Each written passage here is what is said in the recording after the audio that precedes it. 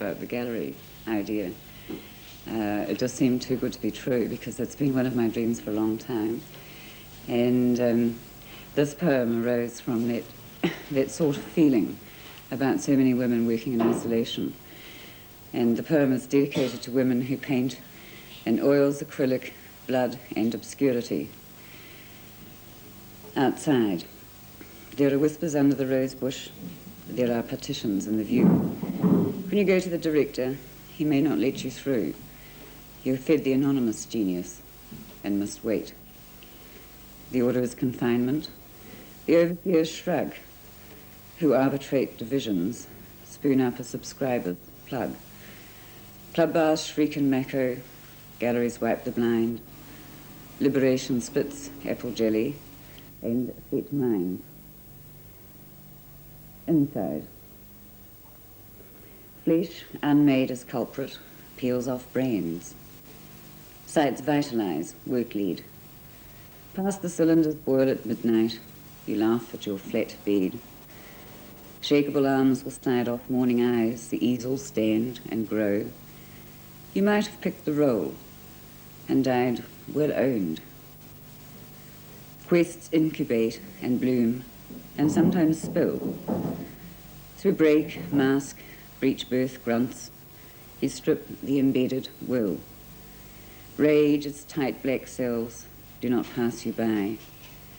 You keep those agonies in closed rooms and your eyes dry, and coax a newborn image out of fragments and hair cracks, and survive. Back to front. You saw who forcibly closed their own eyes not to know. Those with straws and one last gulp to go. The elect, mass-made, discolouring in a glare. Those swallowed in a messy family maw. The backyard cropper, bent at gully springs. Those passionately caught in one small ring. And the few who still will love in hungry light. Wardrobe sonics power, whisper past kitchen walls, who come quietly and leave their hobby horse at the door. You, withdrawn to a shell hole, know brief flight paths, hearts, and more. Tough, tortuous, unbored. You ease an aching back and talk of rocks and plants and growing old and dying, maybe satisfied.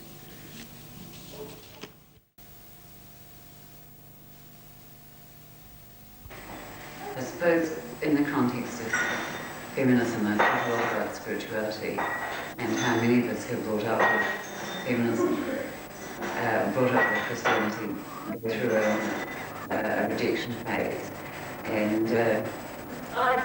And it seems that Christianity is very much identified with very male symbols. I can remember being told as a 5-year-old that God could see you everywhere and therefore being very conscious. For example, I had under the table when I was stealing biscuits, and this seems to go with a certain authoritarianism that you associate Christianity with a certain authoritarianism, certain male figures. And because I thought and read rather quite a lot and thought a lot about it and realised how Christianity has suppressed so much of the female identity, that the old goddesses were very strong, that in fact the first images of divinity were females, and that the goddess as such had numerous identities all over certainly in Europe and where the first civilizations were. And it seems to me that we have quite a big block from accepting the idea of a god, which ideally should not be gendered, not have gender. And yet at this very moment in our history, it seems important that we show that women share spirituality and have shared the attributes of divinity. We see churches, for example, the majority of women, It's the same as our art, that we see consumers have been women, but the initiators have been men. So I think that what I wanted to do here was to show that we could participate in making a female image that we could share, that we could identify, that we're having to make it in a sense from so many writings that have been lost. And that in making this image, it was very much as we make our own images. Obviously divinity is made from the attributes that we perhaps aspire to. And, who am I? Who am I? Am I?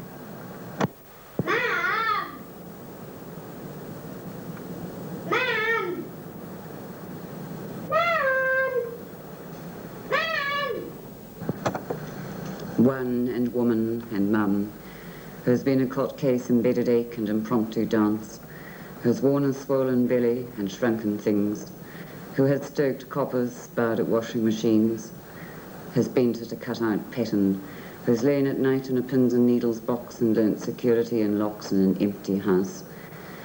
She carries a rack of stillness, a rack of noise, and one ring centre, turning slowly in one place. I am, I am, I am. And out of this centre spills lifeblood of 1,000 names, and they call up an image of one, the faceless face.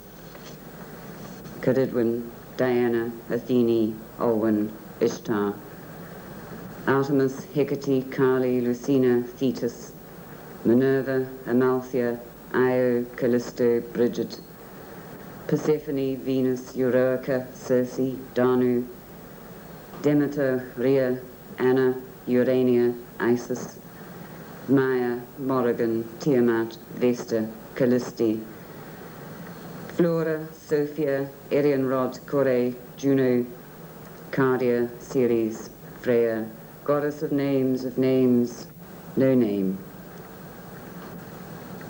I am the air, I am the sea, I am the heart of the apple tree, and I have been some million years of growing. I am the plain, I am the fire, I am the hole in the green hillside, and I have been some million years with growing. I am the wake, I am the night, I am the eye of the blue light breaking, and I have been some million years of growing. And I have been humankind, have seen more years than I care to count, and the uncertain showcase stand of the shadow behind the man. I too have been ridden to pecks, a hen in a wired coop. What I have been is defaced. Who I shall be is at stake. Who can be your own? She of the breasts and furry groin and rounded sight. She of the porcelain smile, propped in family plate. She of the stringy arms and unblocked laugh. She who has hatched the future and reflects it. She who has clung to her vestment, never coerced. She who has been reborn and discards old skins. She in a flowery dress and she in worker's gear, she in a bride mask smiling, she in a scarf frieze staring, she in a gorgon's glare and elaborate sleeves, she on the roadside, starved. She who is laid bleeding on white sheets, she who thrusts a wet head into the world, she who shines in the eyes of the footsore climber, she who in all moves silently to be seen. She who is 9 white seasons, she who is 3, who is rake and rage and powerful, who is mistress of feeling, keeper of the first found key, who is abundantly the lovers and the separation mountains, becomes deliveress of the dying, of the dead, who spreads the gladness open for living breath. This is her journey, this is her journey, this is the journey of the woman with the bound head freed. This is the journey of the seabird, land bird, daughter, sage, explorer, inheritor, creatrix. This is her long trek, this is her saga. This is her dream and her assumption.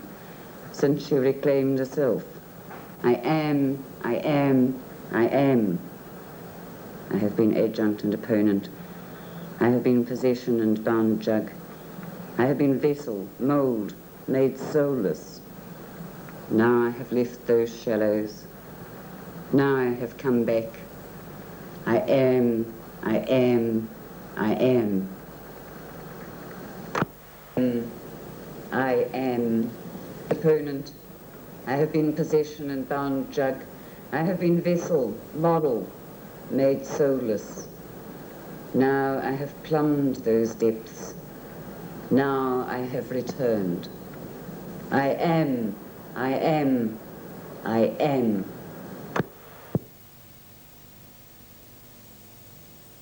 She was a harvest goddess, and so many times she has been identified only as fertility. In fact, that she bring that they had this fertility goddess who she helped the crops to grow, and she was the one to whom he brought things. That does relate to this, that she did have. It's not just that. It's not just that. It's the partly too. I think that when we pray, in a sense, we're asking for some kind of power that the may not have, and the power of the earth. She the goddess, is part of the earth fruition, and yet she's also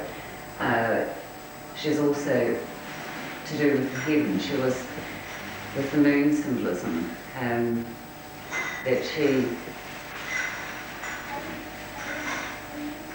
she was the three stages of the moon: the new, the full, and the waning, which were spring and summer and winter, which was the maiden and the woman and the crone.